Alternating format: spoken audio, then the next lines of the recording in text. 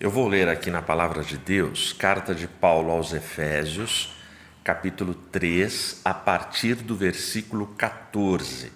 Então, se você tiver aí com a sua Bíblia, o seu aplicativo, quiser acompanhar, Efésios 3, a partir do versículo 14, em nome de Jesus. Tá bom?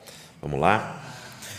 Por causa disso, me ponho de joelhos perante o Pai de nosso Senhor Jesus Cristo, do qual toda a família nos céus e na terra toma o nome, para que vos conceda, segundo as riquezas da sua glória, que sejais fortalecidos com poder pelo seu Espírito no homem interior, para que Cristo habite no vosso coração pela fé, a fim de, estando arraigados e fundados em amor, poderdes perfeitamente compreender com todos os santos qual seja a largura e o comprimento e a profundidade e a altura, e conhecer o amor de Cristo que excede todo o conhecimento, para que sejais cheios de toda a plenitude de Deus.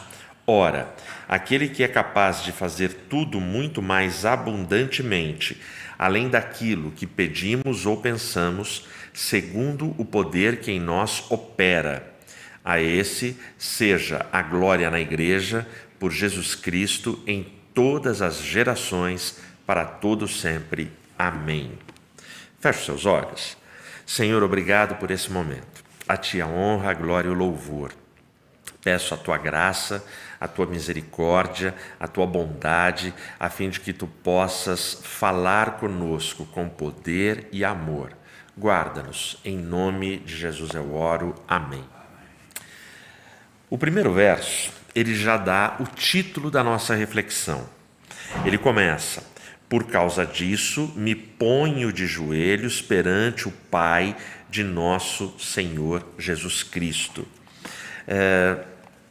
Antes da gente falar do por causa disso, naquela época, quando Paulo escreve, era comum entre os judeus, na maioria das suas orações, eles praticavam e eles faziam essas orações em pé. Então é muito legal e é muito significativo que Paulo, ele tem uma razão nobre, ele tem um motivo especial, que é o por causa disso, do início da frase, e ele diz: eu me coloco de joelhos perante o Pai de nosso Senhor Jesus Cristo. Então, aqui nessa oração de Paulo aos Efésios, uma oração cheia de ousadia por parte dele, ele já revela para a gente, ele já comunica para a gente a posição de súplica. Ele é o suplicante, ele é o intercessor, e ele entende que esse Deus poderoso, esse Pai, merece que a gente se prostre diante dele, perante ele. Eu diria para você que um santo de joelhos, um homem de Deus de joelhos, ele enxerga mais longe do que um sábio em pé na ponta dos pés. O servo de Deus, de joelhos, quando ele se curva perante Deus, a sua sensibilidade espiritual, de fé, cognitiva, conectada com o céu, tem a capacidade, pelos olhos da fé, de enxergar muito mais longe do que qualquer teórico, filósofo ou sábio na ponta dos pés, tentando enxergar longe. Porque quando o homem trabalha, mas quando o homem ora, Deus trabalha. Quando o homem ora e exerce a sua fé e confia e fica perante o Pai de joelhos, esse homem está confiando toda a sua súplica ao Pai das luzes, ao Pai que pode todas as coisas. Mas ele começa com essa expressão: por causa disso. Disso o quê? Ele explica logo no versículo 15. O versículo 15, ele vai dizer: do qual toda a família nos céus e na terra toma o nome. Paulo, ele ora em função dessa reconciliação universal. Paulo, ele recebe o título ali nas cartas do Novo Testamento e ao longo da história da igreja cristã, de o apóstolo dos gentios. Portanto, Paulo, quando ele fala da família do céu e família da terra, Paulo, ele tem a perspectiva dessa reconciliação e de mostrar para a audiência dele que em Cristo nós somos uma só família. Em Cristo, tanto os habitantes do céu, imagina anjos, seres celestiais, quanto os habitantes desta terra, em Cristo nós somos uma única família. E um dia, pela fé que nós carregamos, nós seremos reunidos como uma grande família na eternidade. E estaremos para sempre com o Senhor. Então, o por causa disso tem a ver com todo o ensinamento, com tudo que Paulo vai passando aos Efésios, à igreja de Éfeso. Então, é esse grande motivo. Eu lembro, o meu pastorado aqui na IAP do Parque, vocês que acompanham as transmissões e os comentários que eu vou colocando, para quem ainda não conseguiu identificar quem é o pastor Ed nos comentários, é justamente quando entra canal Sedimentos no YouTube, sou eu que estou escrevendo ali. Mas eu sempre cumprimento a igreja. Graça e paz, família IAP do Parque. Porque eu entendo exatamente assim. Nós somos a família da fé. Nós somos uma família espiritual. Nós somos a família de Deus aqui na terra. Nós somos os representantes de Deus. Então, o por causa disso tem a ver com essa grande reconciliação ao longo da história, ao longo das eras, e que, por fim, ela será completada na volta de Cristo. Aí a gente chega no verso 16, para que vos conceda, segundo as riquezas da sua glória, que sejais fortalecidos com poder pelo seu Espírito no homem interior. Aqui nesse versículo 16, a gente encontra a confiança de Paulo.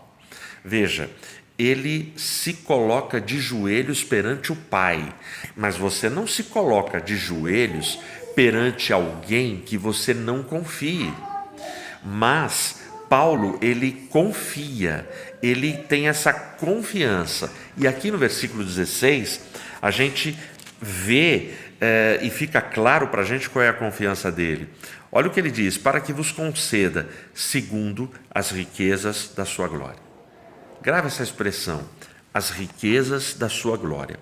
As riquezas da glória de Deus, elas não são mais um atributo de Deus. Deus tem muitos atributos, que a gente, quando começa a estudar a palavra, a gente vai conhecer os atributos que são comunicáveis, aquele que ele transfere e transmite para que a gente possa usufruir desses atributos, para que a gente possa experimentar esses atributos, mas Deus tem atributos que ele não comunica. Para ficar claro para você, Deus, ele é onipotente, onipresente, onisciente, são atributos que ele não comunica. Somente ele é onipresente, ele está presente em todos os lugares do planeta Terra, em todos os lugares do universo ao mesmo tempo, nessa hora. Nada escapa ao seu olhar. Então ele é onipresente. Ele é onisciente porque ele sabe todas as coisas desde o princípio. Ele sabe o fim desde o começo. Ele sabe o que você está pensando agora, o que eu estou pensando agora. Ou seja, ele tem todo o conhecimento, toda a ciência. Ele é onipotente, ele detém nas suas mãos todo o poder, ele rege a história.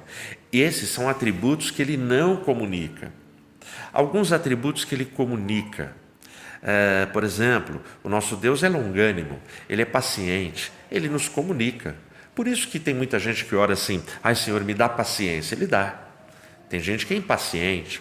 Ele comunica o atributo do amor, ele ama, essencialmente ele é todo amor, e ele nos dá a possibilidade da gente sentir, expressar e viver um pouco desse poderoso amor, esse sentimento inexplicável, mas que a gente pode viver, a gente pode expressar, a gente pode comunicar para as demais pessoas. Portanto, essa expressão aqui no verso 16, as riquezas de Deus, as riquezas da sua glória, isso não é um atributo. Essa expressão de Paulo, quando ele fala aqui no 16, para que vos conceda segundo as riquezas da sua glória. Riquezas da sua glória é a soma, é a totalidade, é a plenitude de todos os atributos de Deus. Isso é tremendo, porque quando Paulo se coloca perante o Pai, quando ele dobra os joelhos perante o Pai, ele está confiado, ele está fiado, ele está convicto das riquezas da glória do Pai. Ou seja, os recursos do Deus para o qual a gente ora são inesgotáveis. Os recursos de Deus, eles não têm fim. Portanto, Paulo pode fazer uma oração como essa. Eu só consigo entrar com ousadia no Santo dos Santos. Eu só consigo me aproximar com confiança diante de Deus, porque eu reconheço que as riquezas da glória dele são inesgotáveis. Ele detém todo o poder, toda a autoridade, toda a soberania. A vontade dele, gostem os homens ou não, ela vai prevalecer e ela será cumprida. Amém? Então, essa é a confiança de Paulo. E a confiança dele é tão grande que aí na sequência, aqui no mesmo verso, no 16, ele fala que sejais fortalecidos com poder pelo seu Espírito no homem interior. Ele está pedindo a unção de Deus para cada membro da comunidade de Éfeso. Ele está pedindo que os homens, os crentes, cada servo, cada serva daquela comunidade seja fortalecido no homem interior. Por que ele pede isso? Ele pede isso porque nós somos fracos, a gente se enfraquece. A vida, a gente enfrenta lutas diárias. E como nós muitas vezes estamos fracos, nos enfraquecemos, nos fragilizamos fisicamente, psicologicamente, espiritualmente, de todas as formas. Então, Paulo vem e faz esse pedido: sejam fortalecidos pelo seu Espírito no homem interior. Portanto, Paulo, ele não está preocupado com demonstrações da minha aparência social. Não, Paulo ele está preocupado com o meu caráter. A oração de Paulo, ela é muito elucidativa, ela é muito humilde, porque Paulo ele está pedindo para Deus que o meu caráter, aquele lugar no meu interior, no meu coração que ninguém vê, que neste lugar eu seja fortalecido. Porque se eu estiver fortalecido no meu caráter, no meu coração, no meu interior, pelo Espírito de Deus, certamente o que será manifestado através das minhas palavras, dos meus atos, das minhas atitudes, serão coisas, palavras e gestos que edificam, que contribuem para uma sociedade melhor. Então, a confiança de Paulo, a intercessão de Paulo vai nesse sentido. E aí agora ele vem fazendo algumas súplicas. Ele vai na sequência fazendo algumas súplicas aqui na sua oração. O verso 17, na primeira parte, ele fala aqui: para que Cristo habite no vosso coração pela fé. A primeira súplica é por habitação. Existem duas palavras gregas para habitação que são usadas no Novo Testamento. Uma palavra grega significa aquele que habita como um estrangeiro, ou seja, o que habita como um estrangeiro é aquela pessoa que está de passagem. Eu vou aí no seu estado, na sua cidade, e vou morar aí sábado e domingo. Eu vou me hospedar na sua casa, ou seja, eu estou de passagem. A outra palavra grega que é usada no Novo Testamento é a palavra para aquele que habita permanentemente. E a palavra que Paulo escolheu para usar aqui no verso 17 é justamente a palavra kaitokel, que é a palavra para aquele que habita permanentemente. É a palavra que ele usa nesse texto. Ou seja, Jesus Cristo, ele deve morar, ele deve estar muito à vontade no meu coração, como casa dele. E ele deve estar tão à vontade e saber que eu tenho tanto prazer que ele more em mim, que eu entrego para ele o governo da minha vida e o governo do meu coração, das minhas intenções, dos meus sentimentos. Então, quando Paulo ele suplica para que Cristo habite, o que ele está pedindo é isso: Cristo precisa presidir a sua casa, ele precisa governar a sua casa, ele precisa liderar a sua casa. Você precisa, a cada gesto, a cada palavra, a cada atitude, a cada decisão, cada escolha na sua vida, você precisa consultar aquele que deve governar a sua vida. Mas ele só vai governar se ele habitar. Ele não pode ser um visitante passageiro. Ele não pode ter espaço no seu coração só no desespero, na hora que você precisa dele e que você sai clamando por socorro. Você precisa convidar ele para morar, para ser o líder da sua casa. Então, essa é a primeira súplica que Paulo faz aqui. A segunda súplica é a segunda metade aqui do versículo 17. A fim de, estando arraigados e fundados em amor. Então a primeira súplica dele é por habitação. A segunda súplica é por amor. Ele usa aqui duas metáforas, da botânica e da arquitetura, a fim de que vocês estejam arraigados e fundados em amor. Portanto, Paulo sabe que não basta a gente ir na onda, por exemplo, da sociedade atual, que usa e abusa da palavra amor como um selo de garantia que valida todos os seus pecados na atualidade. Não. Paulo está dizendo que o amor não é um selinho adesivo que você coloca numa embalagem. Ele está dizendo que você precisa ser arraigado. Essa é a metáfora botânica, ou seja, a raiz profunda de uma árvore. E você precisa estar muito bem solidificado. Você precisa estar muito bem fundamentado. É a fundação de uma construção. Essa é a metáfora arquitetônica.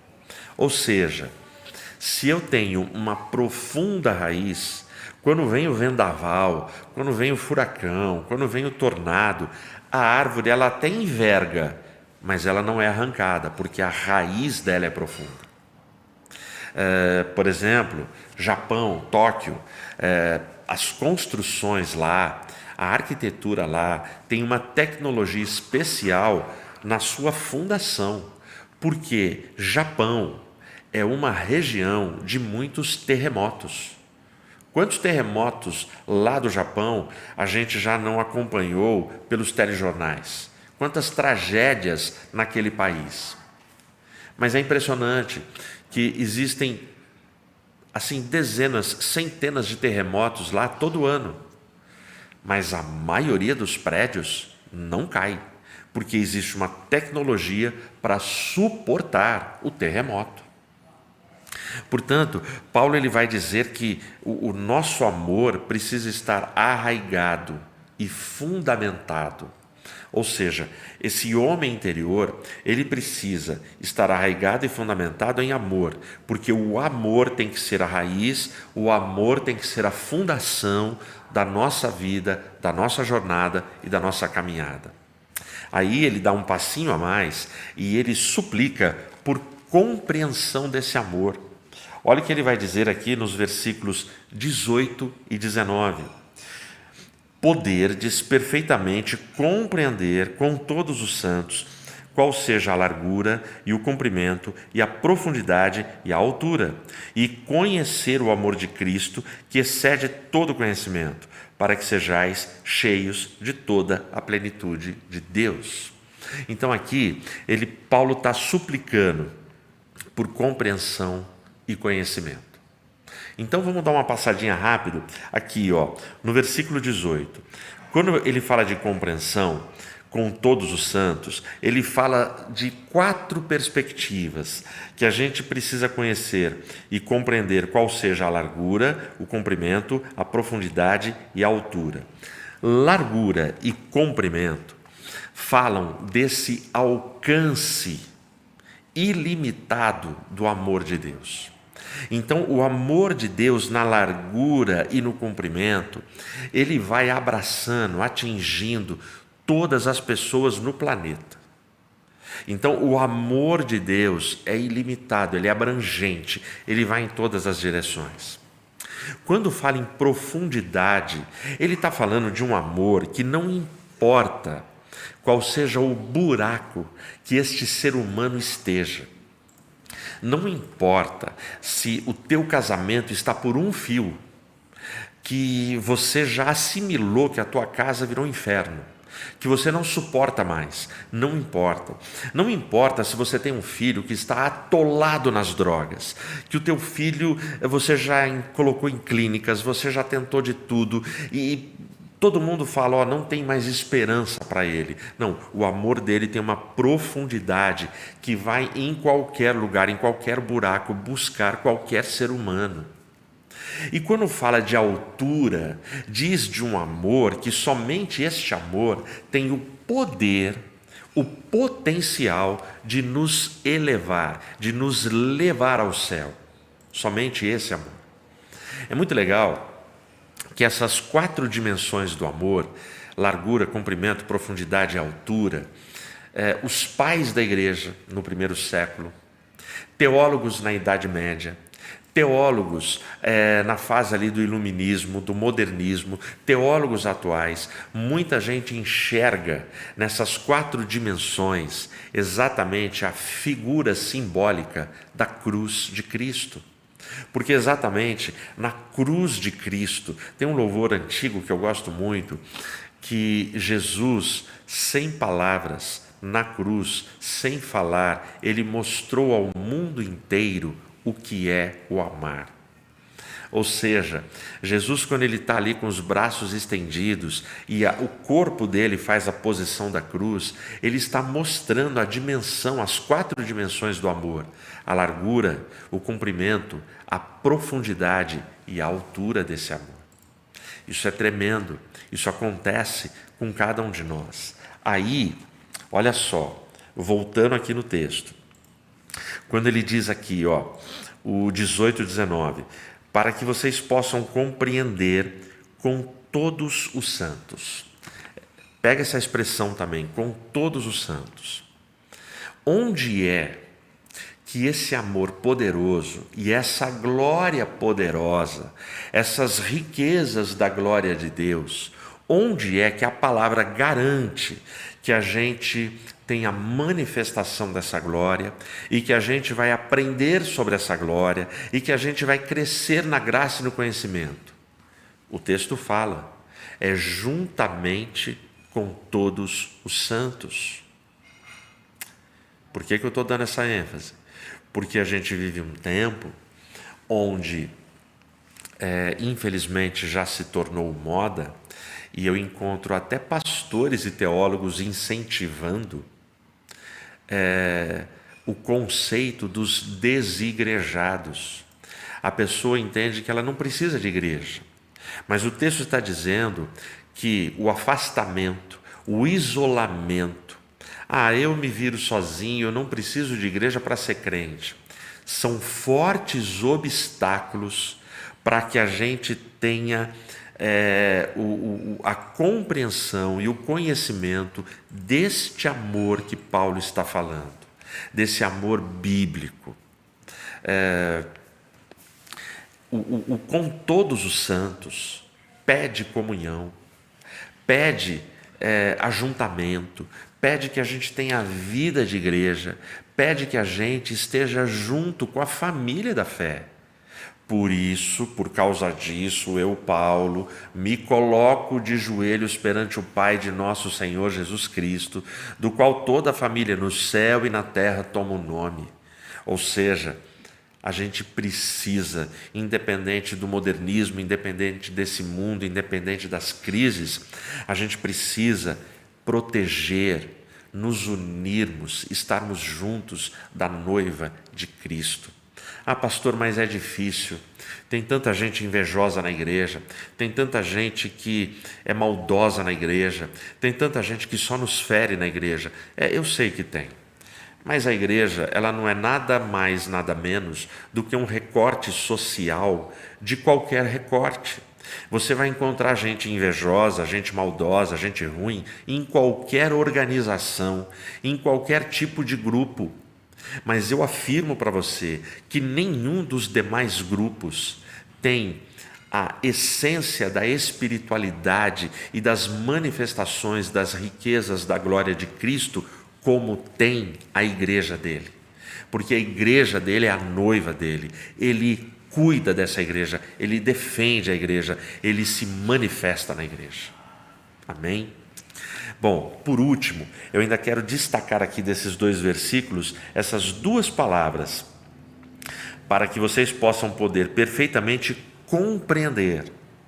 E aí no versículo 19, e conhecer o amor de Cristo, que excede todo entendimento, para que sejam cheios de toda plenitude de Deus. Bom, a súplica de Paulo aqui nesses 2 versos é por compreensão e conhecimento. Então presta atenção. Compreensão fala sobre o amor objetivo. Então eu preciso compreender objetivamente o que é o amor. Exemplo, o problema de matemática está difícil. Você pergunta para o professor, e aí ele te explica 1 vez, 2 vezes, 3 vezes, dá exemplos na lousa, até que você compreenda. Então aí você compreendeu objetivamente aquele problema de matemática e aquela matéria de matemática. Então você já tem a compreensão. Bom, então a primeira parte do que Paulo está suplicando é que nós precisamos compreender. Compreender o quê? Aquilo que eu já passei com você. A largura, o comprimento, a profundidade, a altura. Então, quando eu tenho uma compreensão, e o que eu falei agora há pouco, te oferece uma compreensão teórica. Mas aí quando ele chega no versículo 19, e ele sai da palavra compreensão, e ele põe a palavra conhecimento, e conhecer o amor de Cristo que excede todo conhecimento. Ou seja, compreensão tem a ver com o amor de forma objetiva. Eu aprendi, eu compreendi. Conhecer tem a ver com prática, tem a ver com viver o amor. Viver o que você compreendeu. Eu só vou conhecer na experiência do amor. Não tem outra forma. Não dá para você ler um livro sobre o amor e falar, já conheço. Não. Você vai precisar viver o amor, amar e ser amado. Sofrer pelo amor, se alegrar no amor, suportar no amor, esperar no amor, ter fé com amor. Então, a súplica de Paulo fala sobre tudo isso. Bom, para a gente caminhar para a nossa conclusão, por que é que Paulo ele começa no versículo 14? Por causa disso, eu me ponho de joelhos perante o Pai de nosso Senhor Jesus Cristo. Então, Paulo se coloca de joelhos e eu incentivo você e a mim que nós nos coloquemos de joelhos perante o Pai, porque, primeira coisa aqui no versículo 20, porque Ele garante a vitória, porque Ele tem poder para responder. Olha o versículo 20. Ora, aquele que é capaz de fazer, primeira coisa, Ele é capaz de fazer. Não existe nada que Ele não seja capaz de fazer.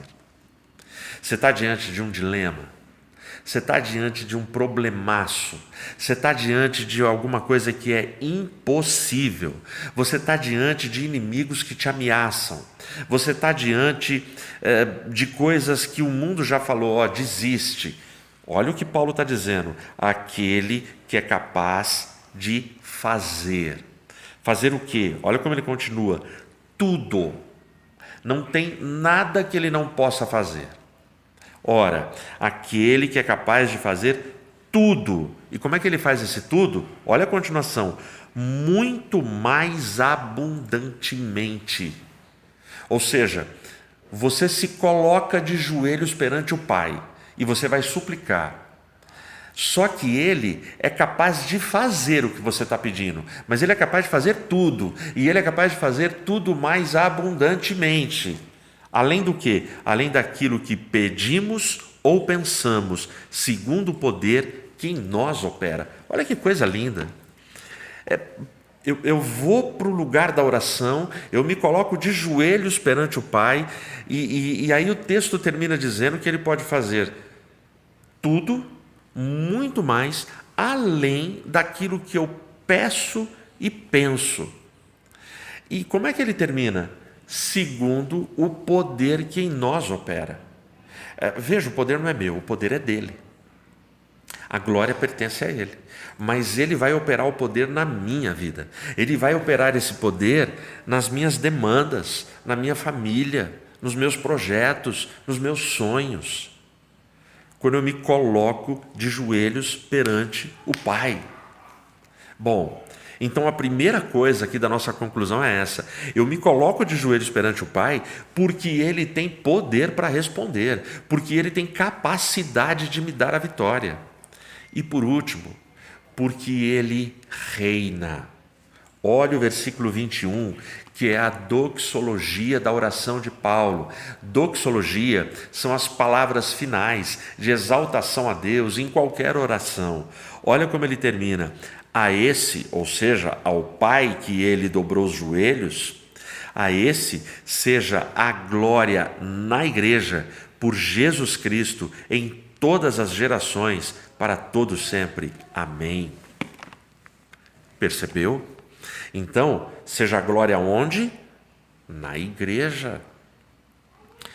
Cara, não embarca nessa conversa de que dá para levar uma vida de desigrejado. E eu amo todos os desigrejados. Eu tenho amigos desigrejados pelos quais eu oro. Tenho amigos que eles estavam feridos na igreja. E eu diria para você que hoje eles estão mais feridos do que na igreja. Eu sei que na igreja existem soldados maus, existem soldados que nos ferem. Eu sei que a igreja muitas vezes tem sido o exército que abandona os seus feridos. Eu sei disso, mas eu sei de mais coisas. Eu sei que também na igreja tem soldados fiéis, valorosos, que pagam o preço. Tem soldados que suportam estar com a gente na trincheira. Tem soldados que, se alguém atirar uma bala contra mim, eles entram na frente para que a bala atinja a eles. A Bíblia diz para mim que nesse exército eu tenho amigos que são mais chegados do que os meus irmãos. Porque tem gente do bem, tem gente que está disposta a entregar a vida pela causa do Evangelho. No mundo eu não encontro isso. Portanto, ele vai dizer isso, seja glória na igreja. Por quê? Porque ele reina absoluto, ele está na igreja. Então, perante o Pai, eu dobro os joelhos. Eu dobro os joelhos perante o Pai, porque Ele reina. E Ele diz no texto final aqui, Paulo, Ele reina pelos séculos dos séculos, por toda a eternidade. Ele é o mesmo Deus. Ele é o mesmo Deus que abriu o Mar Vermelho. Ele é o mesmo Deus que fez paralítico andar, cego enxergar, fez morto ressuscitar. Ele multiplicou pães. Ele é o mesmo Deus. Portanto, dobre os joelhos. Dobre os joelhos aí na sua casa. Dobre os joelhos no seu lugar secreto de oração, onde ninguém vê. Dobre os joelhos na sua comunidade, junto da família da fé. Repense a sua adoração, repense o seu momento de culto, mas volte aos caminhos do Senhor e dobre os joelhos perante o Pai de nosso Senhor Jesus Cristo. As riquezas da glória dele são inesgotáveis e podem sim nos abençoar e operar milagres nas nossas vidas, na nossa casa e na nossa família. Que Deus te abençoe.